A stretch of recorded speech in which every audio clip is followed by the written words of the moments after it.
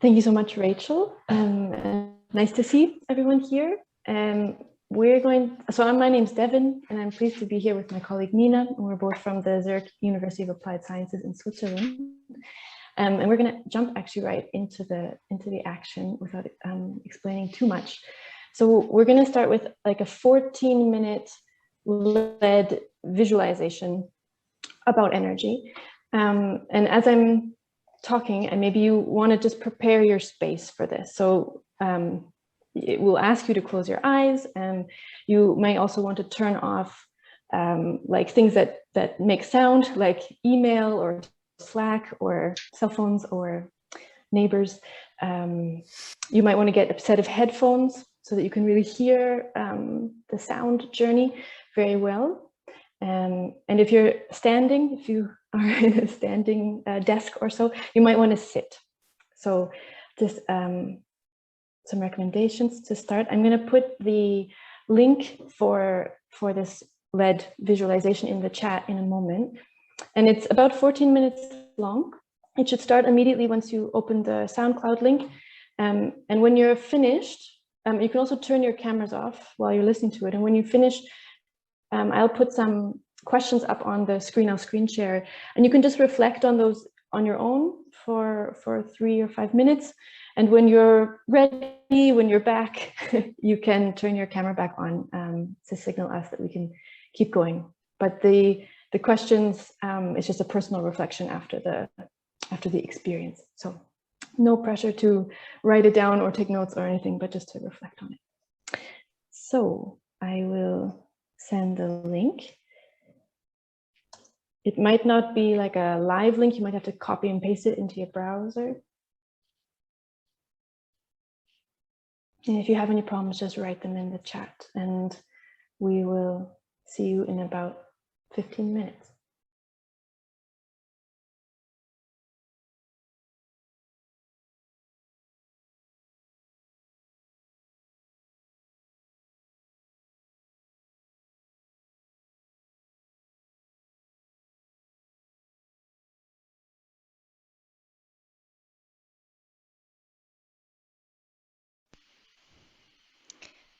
Okay, I think we can continue if everybody is back, and we have planned to do kind of a group discussion on the experience you just had. But before that, I think Devin and also we will start with a short introduction on kind of what our background is and what kind of the idea was.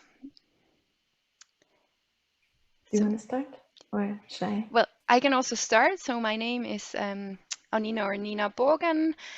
My background is in energy economics, actually. I did a PhD, but after my PhD, I thought I want to do something different. And that's why I'm still working as an energy economist. Next to that, I did an MA degree in transdisciplinary studies in and with the arts, and by accident I also became kind of a sound artist, and I was working with hydro dams in Switzerland for kind of 2-3 years, and that's why I have a background. Devin? Thank you, Nina. My name is Devin Williams, and I work at the same university as Nina as a social scientist doing energy research. And some people have said that it's relevant that I'm a yoga teacher as well, but that's a very side hobby. But this concept came as an idea, as a way to talk about energy or the electricity system, which is quite complex. And so Nina and I came up with this, what you just went through, this energy sound journey, as a way to think about the energy system differently, or feel it or experience it in sort of a new or awe-inspiring way. And maybe, Nina, you want to talk about the sounds? Yeah, I can talk about well, the visualization. maybe, you had kind of the initial idea about this kind of narrative and the visualization, and you came up to me and I was like, yes, this is a good idea, but let's just add sound, because I think sound and the narrative work very well together, even better than alone. And then I was thinking about what kind of sounds in my archive would fit to like a first draft of the story that Devin wrote. And through like kind of iterations, we worked on the text and also kind of the sound examples. And most of the sound is actually from my archive, but then there's also some other sounds like where we were more in the extraterrestrial sun surrounding. I didn't have recordings on that, of course, so I had to be a bit creative. And actually, NASA has a quite large archive on sounds, so that was really interesting also for me to listen to that. Yes, and then we were listening together also to different examples, and we're kind of putting all that to a collage together. Yeah, and as you heard, we kind of followed two different stories. This of the solar panel life of an electron, as well as the hydropower dam, and those were very much randomly chosen. So it's definitely something we would like to talk about with you. But it's sort of just about getting closer to this system that's sort of behind the fact that we can do an online conference, that so much of our life is electricity and energy based. And so that's sort of the background of the whole thing. And we would propose just to open up for a group discussion. We have some questions sort of to lead a discussion, but maybe even before we sort of lead it, if there's any sort of first impressions or feedback or relation to this topic, yeah, I think we'd be very, very interested to have this very informal chat now about that, your experiences.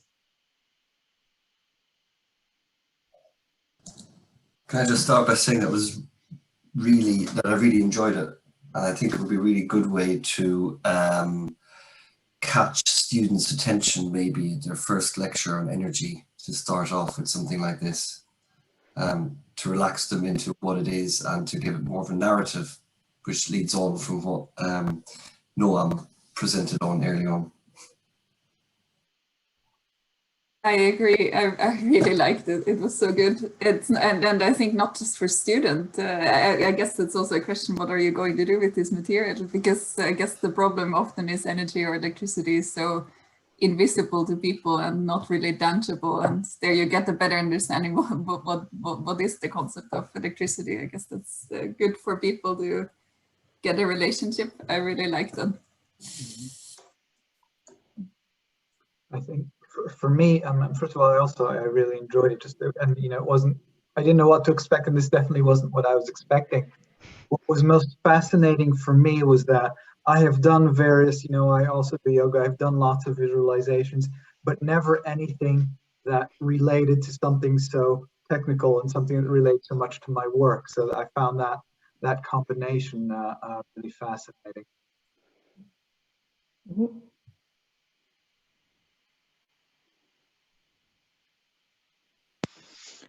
I also thought it was cool how, what somebody already said, but electricity is usually this intangible, hard to communicate topic. And I sometimes make fun of all these marketing people trying to, emotionalize electricity, and it's hard.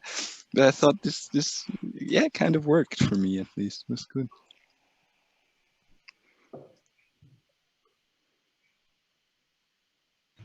Yeah, it was pretty interesting to feel and to see the connection between such a technical field and the perception, how you get and how you go through a very interesting experience, actually.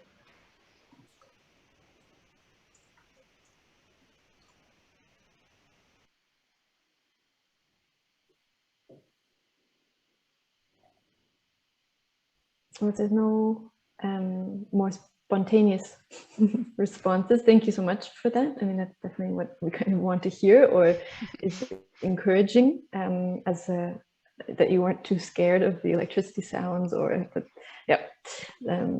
We also sort of had the same impression that this was a way to get into a topic that's actually maybe very technical or also very hidden, and to kind of create a new relationship to it, whether it's kind of relaxing and pleasant, or also creating some curiosity around it.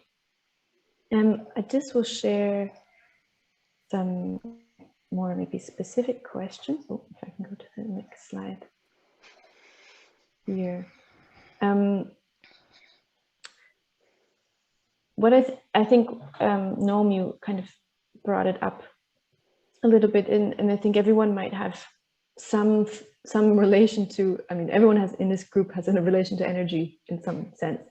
And I think maybe one question that's quite interesting for me is what elements in your own research or in your own relation to the energy system through your work are things that might come up in such a visualization, or might be emotional or evocative of certain images. Most of you I don't know, so I don't know what your work is like, but does anyone have any thoughts about the relation between this experience and their own research?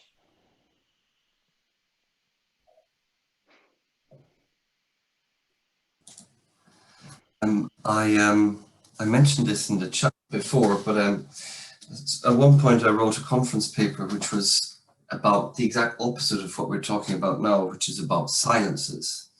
I conceptualized energy demand reductions as silences, and that so it is the reduction of something intangible.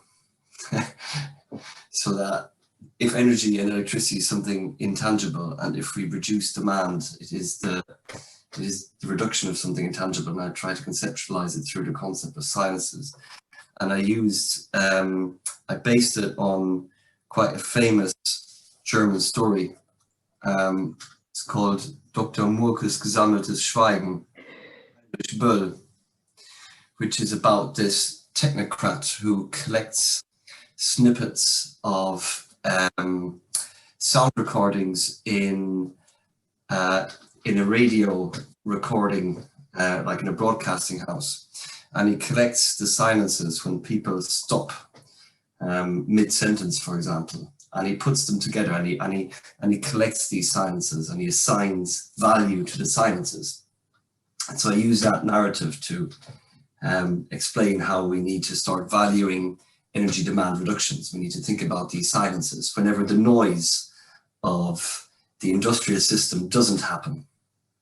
That's what we need to value.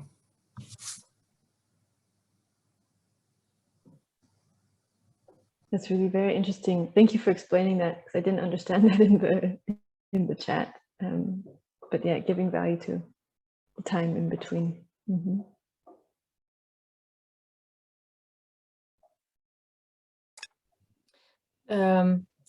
I was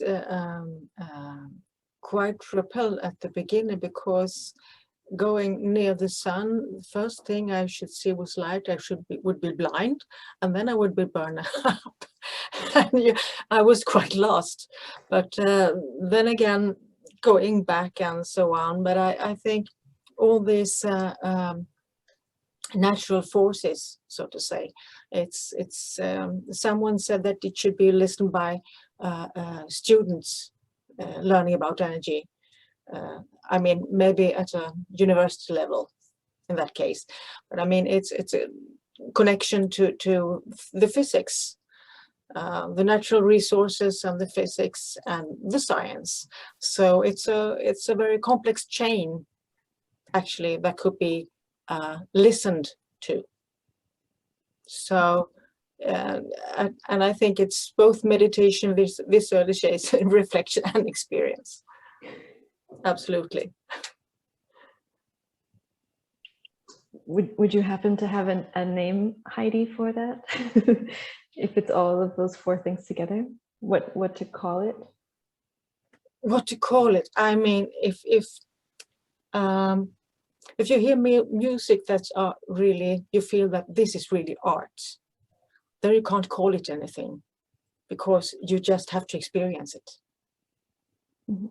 And I guess this is the same.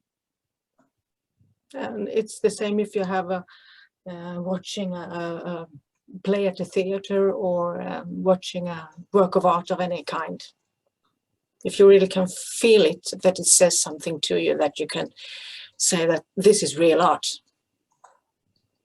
And those things you can't name. Mhm.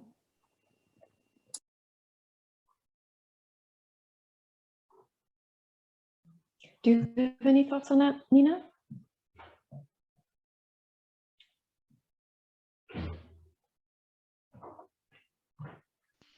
Sorry, I didn't find the button to unmute myself. I was silent. Yeah, I mean, I think it's a good point about the art, but still, I'm not sure if I want to call it's a piece of art, but that's kind of a long discussion, and I think that we could discuss that for another 2 or 3 hours. And it also kind of depends on what kind of perspective you have on art. Yeah, but I mean, I think it's a good start to kind of try to look at that. But like the initial idea we both kind of had, that is kind of a meditation, but then we both said we don't want to call it meditation. And then we were left with, okay, we don't want to call it with something, so what is it? And maybe you're right, maybe it's something that we don't need to have a name for. But then if you want to bring it to people, it's always easier if you can like kind of call it, you can kind of give it a label. But always those things where you cannot give a label, I think, are more interesting. So Yeah, I didn't mean that this was actually a work of art, but it was more like a comparison, so to say, because it was most and foremost an experience. Yeah. Yeah. Yeah, experience for sure. I think we both would agree it's something, yeah, would be agreeing. I think the word experience is right. I think what this reminds me of in terms of work is because it's kind of hard for me to put this together. I've thought several times that in academic meetings, it would be nice to be able to hold the meeting in a different way. Start from a different place, use different rules, engage differently. And this is what that reminded me of, because it's kind of put us all here in a very different frame of mind. One thing it reminded me of is years ago I went to a Green Party conference, and they started each session with an attunement, just silence for a minute or two to think about the topic or ahead again, to just put people in a different frame of mind. This sort of reminded me of that. I hope that's coherent.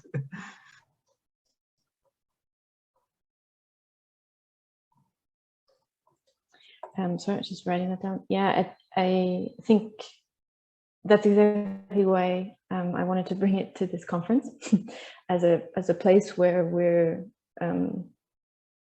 very intensely thinking about energy topics and what kind of potential. I mean, if we were in southern France, we would also have a very different state of mind, I think, and I think that does make a difference. And can something like this be used also to help bring certain sort of maybe hidden topics more to an experiential focus? So we didn't go into talking about climate change, for example, but we did choose 2 renewable energies as a focus of the visualization. And then we could bring in some of these other societal issues related to energy through making the story around something that's going to be the subject of a conference or a lecture or a meeting. or just needs to maybe be more present for people.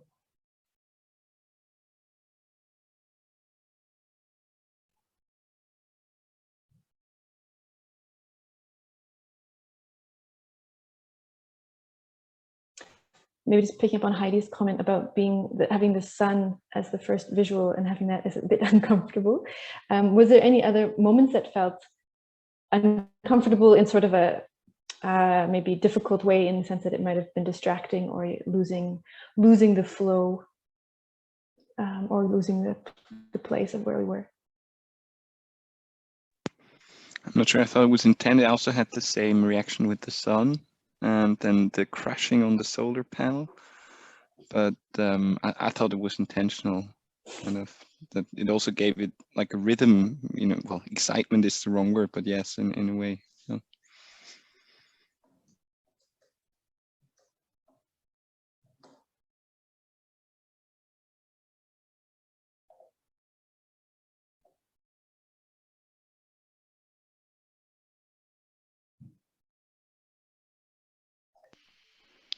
So maybe one thing that I can say to the sun, and it might be also a bit uncomfortable thinking about being really near there, but then I also intended that the sound was a bit louder, or had like a volume change that was also kind of irritating. And I was thinking on the sun, like the flares of the sun also being not very constant. And yeah, I think my opinion is also that it could, I mean, it's also intended that it's sometimes not so comfortable, because yeah, it's not a meditation. It's also like irritating is something which can provoke some like kind of emotions, and they can be good or bad or something in between.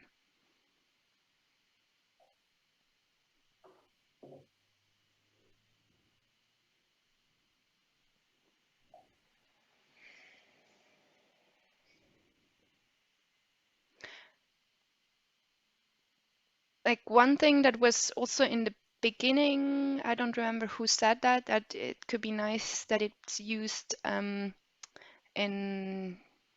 like kind of lectures for students and so on.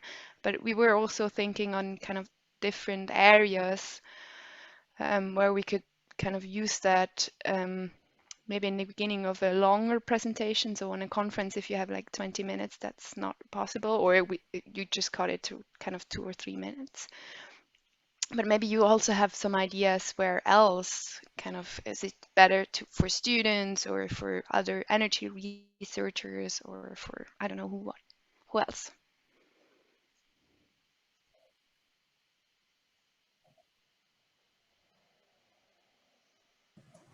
I think it would be good for a general audience too, not just students or energy researchers. I'm just trying to think how to promote it and how to reach a general public. But is it the link itself? Can I share that with someone too, or is that protected, or how does that work? So at the moment, it's on SoundCloud. It's still kind of in the private mode, because I used some sound of another artist, and I mean, this sound is like publicly available, but I still want to get his consent on whether we can use that. So at the moment, it's still private, but I think as soon as I get his confirmation, we can of course share or make it like less private, and we're happy to share it, of course. But yeah, I mean, I kind of referenced him, but still, yeah, artists sometimes are a bit different than researchers in that kind of way.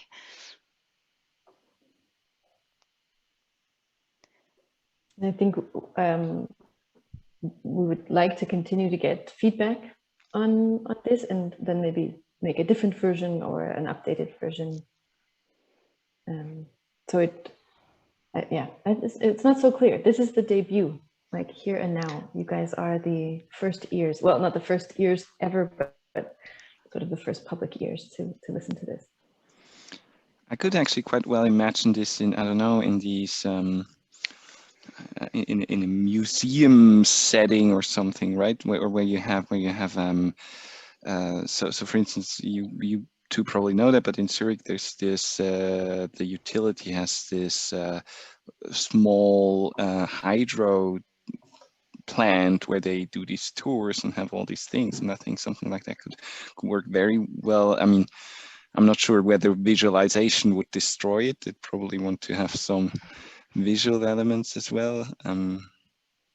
But I think that's a way to bring it to a general audience.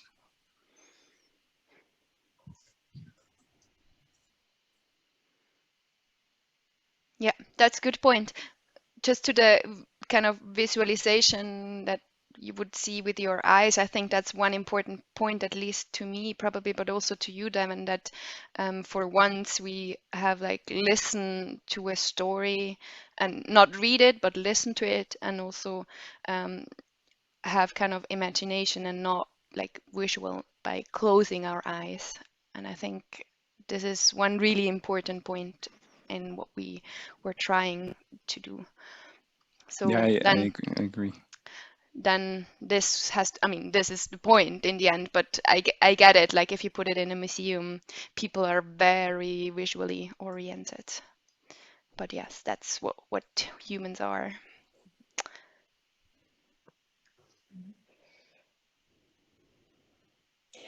I mean, I guess if people would like have it now in their mind and would want to use it in the next, I don't know, 6 to 12 months or so, to maybe just get in contact with us. But yeah, like starting a meeting with it. I mean, I think, as Nina said, it's not really a problem. It's not exactly public, but it's not exactly a private thing either. But I think we would love to know how it's being used and if there's like feedback for improvement. And so it's, I would say, making this took some effort on our part, but is also something that can be easily kind of reworked and shifted and changed. I think it's a very dynamic, like sort of anecdote of some experience. So feedback is really very welcome, and I think you have the link and you know how to get in touch with us over the Hoover platform. But we can put our email addresses in the chat just so you have it. But it's not so much for like knowing what you're doing with it, but rather getting feedback to improve on it. That would be really great.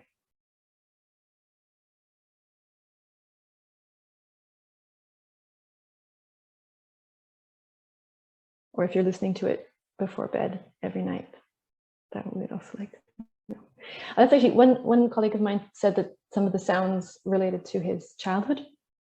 I don't know, does anyone have, like maybe as a last question before we wrap up, does anyone have any associations with some of the sounds they heard? Did you hear something in there that you didn't know what it was, or?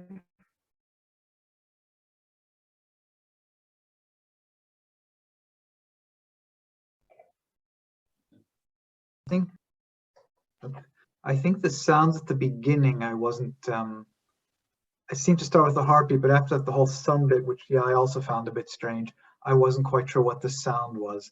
The rest of it seemed fairly well related to the description.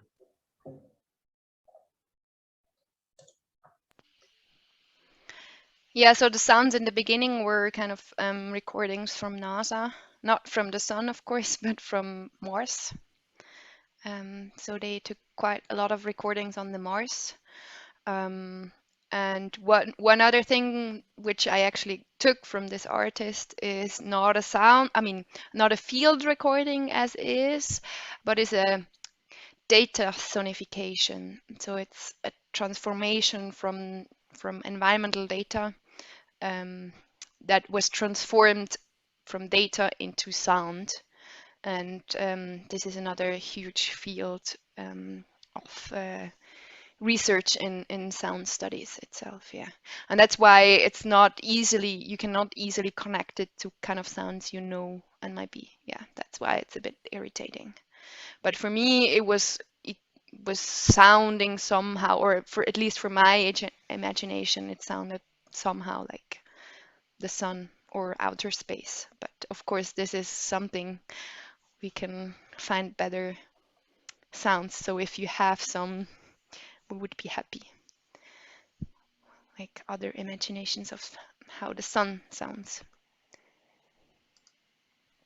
I mean, those sounds didn't bother me. They were just foreign. I think it was more the description of suddenly the sun at the beginning, which I found a bit difficult, like other people said it. Yeah, and as you said, maybe being uncomfortable is part of it. There's nothing wrong with that. Yeah, but maybe the uncomfortableness is a bit too early. Yeah.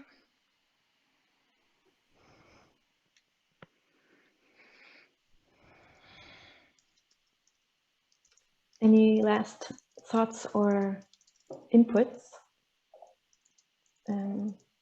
for us?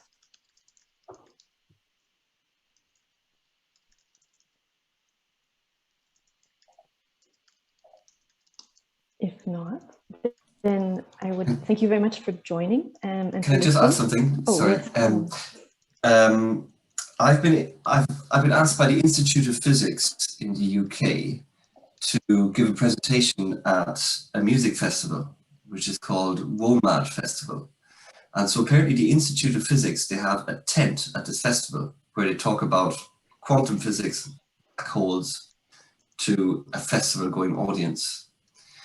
And I think you could possibly even pitch what you're doing to them, because they're looking for really innovative ways to engage people. And this blending of kind of sound with something very sciencey is probably exactly what they're looking for. So it's the Institute of Physics, IOP. If you send me an email address, I can put you in touch with the person who contacted me. Cool. Wow. Okay. Thank you. You're welcome. So I think, yeah, Devin, we should both put our email addresses into the chat. Mm-hmm. So for Directly. Okay. So, I mean, any further comments, of course, welcome by email. And yeah, thank you very much for listening. And I hope it was a nice end to your day before the party at 6 o'clock, apparently. Rachel, I'll hand it back over to you. Thank you so much.